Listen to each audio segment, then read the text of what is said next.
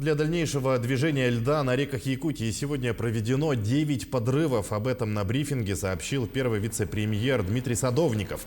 2 взрыва прогремели в Алекминском районе, 1 в Нижнеколымском и 6 в Намском.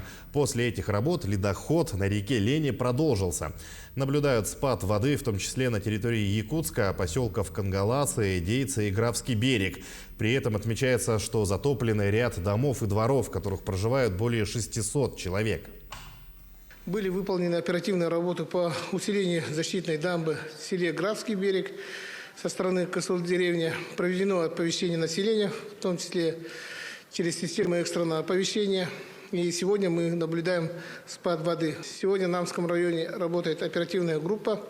Также сегодня проводится местными властями оценка ущерба, поврежденной паводками водами.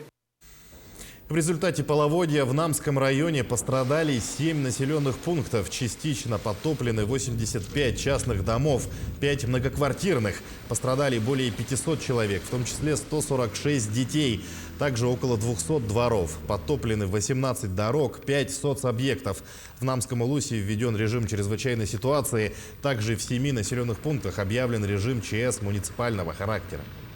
Село Идейсы, где буквально у всех на устах, то здесь построенная в свое время дамба, она свою функцию 100% выполнила, и вода пришла в обход этой дамбы уже по высоте уровня самого, получается, воды. И сегодня глава Наслега ставит вопрос по продолжению строительства этой дамбы.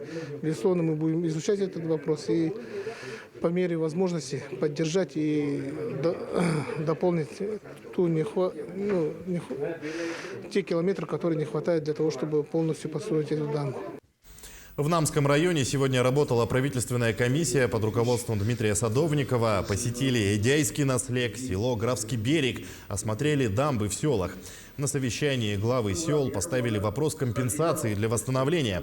Отмечено, что жертвам наводнения помощь обязательно окажут.